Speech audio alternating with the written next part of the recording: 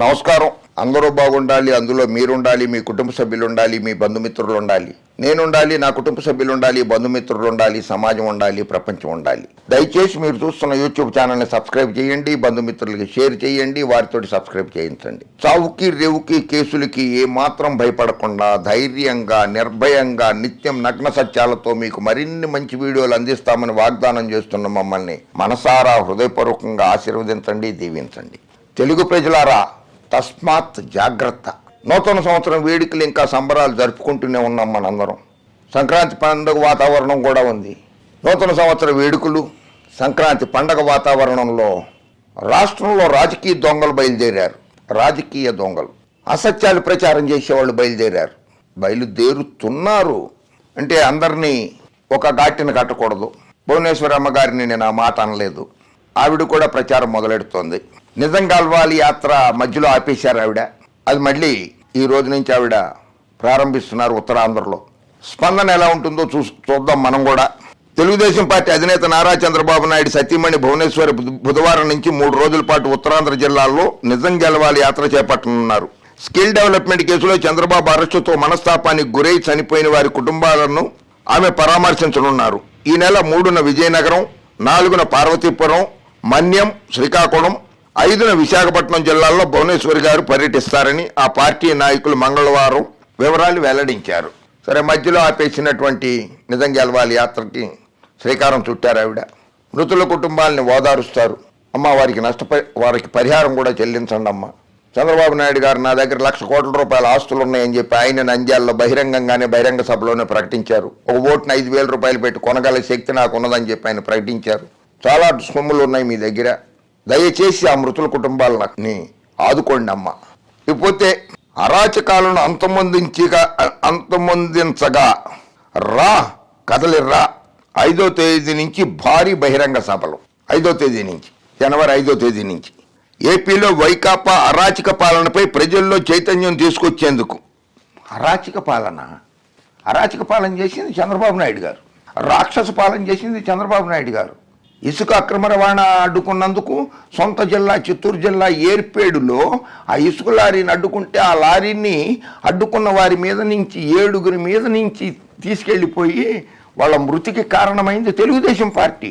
Publicity పిచ్చి కోసం అని చెప్పి గోదావరి పుష్కరాలలో 29 మంది ప్రాణాలు గాలిలో కలిసిపోవడానికి కారణం అరాచక పాలన, రాక్షస పాలన సాగించింది చంద్రబాబు నాయుడు గారు. వైఎస్ జగన్మోహన్ రెడ్డి కాదు. వైఎస్ జగన్మోహన్ రెడ్డి గారు 151 మంది శాసనసభ్యులు ఉంటే ఆయన పార్టీలో 151 కంటే ఎక్కువ సంక్షేమ పథకాలు, దాదాపు 4,25,000 కోట్ల రూపాయలని 1,87,00,000 కుటుంబాల ఇళ్లకి ఇచ్చారు. ఆయన డైరెక్ట్గా నగదు పంపిణీ చేశారు. డైరెక్ట్ బెనిఫిట్ ట్రాన్స్ఫర్లో చేశారు. జగన్మోహన్ రెడ్డి గారు చేస్తున్నది అరాచక పాలన కాదు, చంద్రబాబు నాయుడు గారు చేసింది అరాచక పాలన.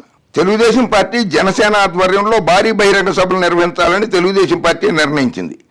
రా కదలిరా పేరుతో ఈ నెల 5 నుంచి 29 వరకు 22 లోక్సభ నియోజకవర్గాల పరిధిలో ఈ సభలు నిర్వహిస్తుంది. 22 నియోజకవర్గాల పరిధిలో నిర్వహిస్తుందట జనసేన అండ్ తెలుగుదేశం పార్టీ కలిసి. 25 ఉన్నాయి కదా లోక్సభ స్థానాలు. 22లో ఎందుకు మరి మిగిలిన 3 ఎందుకు వదిలేశారు? అంటే అది ఏమన్నా పొత్తుల్లో ఉంటే ఆ పార్టీలు వాళ్ళు చూసుకుంటారు కదా, మనకెందుకని. ఓహో, గొప్ప స్ట్రాటజీనే ఇది. 25 లోక్సభ స్థానాలు, 22 లోక్సభ నియోజకవర్గాల పరిధిలోనే భారీ బహిరంగ సభలు నిర్వహించేది. రోజుకు 2 చొప్పున నిర్వహించే సభలకు తెలుగుదేశం పార్టీ అధినేత చంద్రబాబు లేదా జనసేన అధినేత పవన్ కళ్యాణ్ వీలైతే ఇద్దరు కూడా హాజరు కానున్నారు. ఏ సభలకు ఎవరనేది నిర్ణయించాల్సి ఉంది.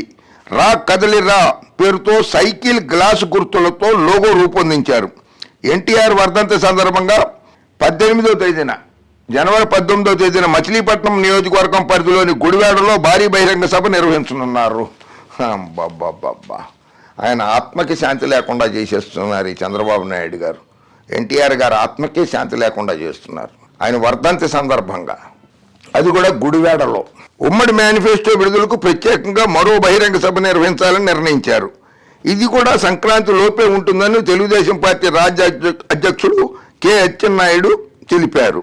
అది దానికి మళ్ళీ మేనిఫెస్టో విడుదలకు ఇంకోటిట. గతంలో మేనిఫెస్టో ఉమ్మడి మేనిఫెస్టో కాదు, అది తెలుగుదేశం పార్టీ 600 హామీలతో మేనిఫెస్టో విడుదల చేసింది. 600లో కనీసం 60 కాదు కదా 6 హామీలను కూడా అమలుపరచలేకపోయింది. మళ్ళీ అసత్య ప్రచారాలతోటి మళ్ళీ ముందుకు వస్తున్నారు. ప్రజలారా గమనించండి, తస్మాత్ జాగ్రత్తగా ఉండండి ఈ రాజకీయ నాయకులతోటి, ఈ అసత్యాలు ప్రచారం చేసే రాజకీయ నాయకులతోటి.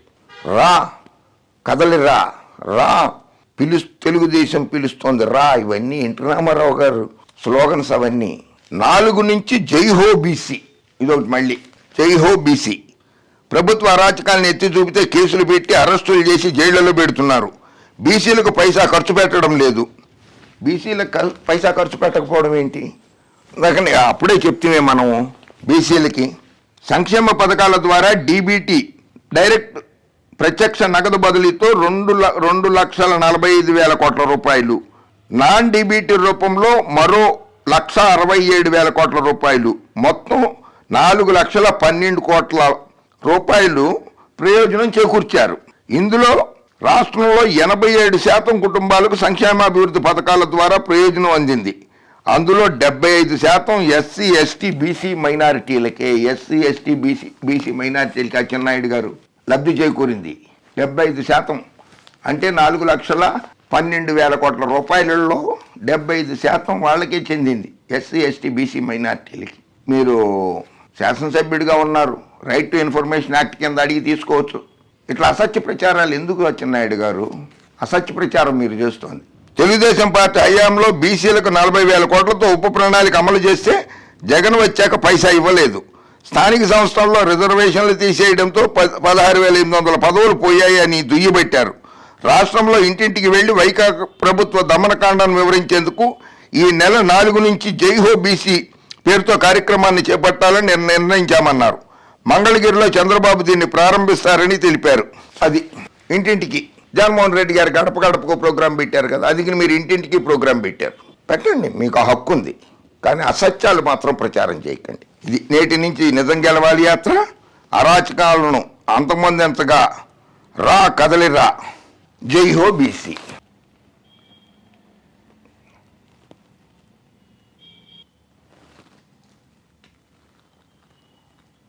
చేసే యాత్రలన్నీ కూడా జగన్మోహన్ రెడ్డి గారిని చూసి కాపీ కొట్టినాయి. కొన్ని జగన్మోహన్ రెడ్డి గారిని చూసి కాపీ కొడతారు, కొన్ని పక్క రాష్ట్రాల వాళ్ళని చూసి కాపీ కొడతారు. కాపీ పేస్టే.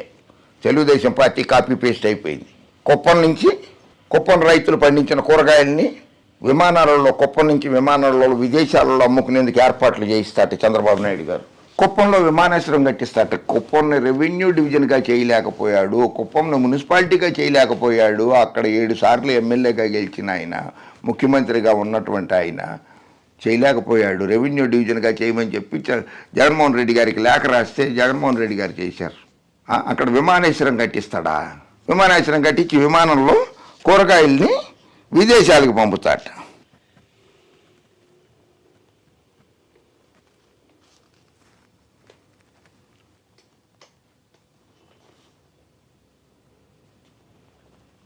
ఇంటింటికి వెళ్తామంటున్నారు కదా, ఇంటింటికి వెళ్ళి ప్రచారం చేస్తామంటున్నారు కదా అరాచక పాలన మీద. అలాగే అట్లా వెళ్ళినప్పుడే ఈ పాంప్లెట్ ఒకటి తీసుకెళ్ళి వాళ్ళందరికీ ఇవ్వండి. అవినీతి అనకుండా చంద్రబాబు అని ఇచ్చేయండి. అమరావతి కాంట్రాక్టర్ల నుంచి ముడుపులు 119 కోట్లు. స్కిల్ డెవలప్మెంట్ స్కామ్ కుంభకోణం 371 కోట్ల రూపాయలు. ఫైబర్ గ్రిడ్ కుంభకోణం 284 కోట్లు. Amaravati inner ring road alignment కేసులో 2,000 కోట్ల రూపాయలు.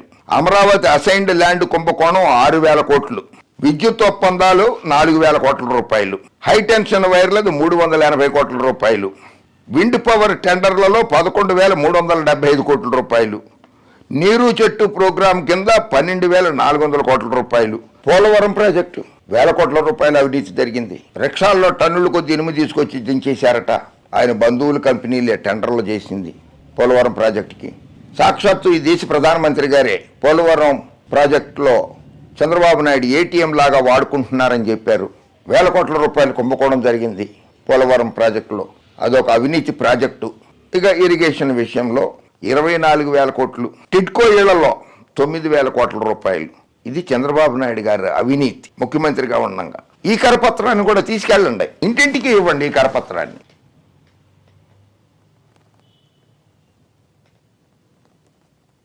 ఇంకా అమరావతి భూ కుంభకోణం చెప్పలా నేను. అమరావతి భూ కుంభకోణం అయితే ఎకరాలే దాదాపు అది ఆ ఎకరాల భూమి దాదాపు 1,000 కోట్ల రూపాయల్లో ఉంది అది. బాబు గారు నిజాలు చెప్పడం నేర్చుకోండి. అచ్చెన్నాయుడు గారు మీరు కూడా నిజాలు చెప్పడం నేర్చుకోండి. తెలుగు ప్రజలారా, పండగ వాతావరణంలో మీ కుటుంబ వాతావరణాన్ని ఏది చక్కగా అల్లుళ్లతోటి, కోడళ్లతోటి, మనవాళ్లతోటి హాయిగా గడుపుకుందాం అనుకుంటున్నటువంటి మీ నిజ జీవితాలని మభ్యపెట్టడానికి, అసత్యాలు ప్రచారం చేయడానికి ఇంటింటికి కూడా తిరుగుతారట. తస్మాత్ జాగ్రత్త.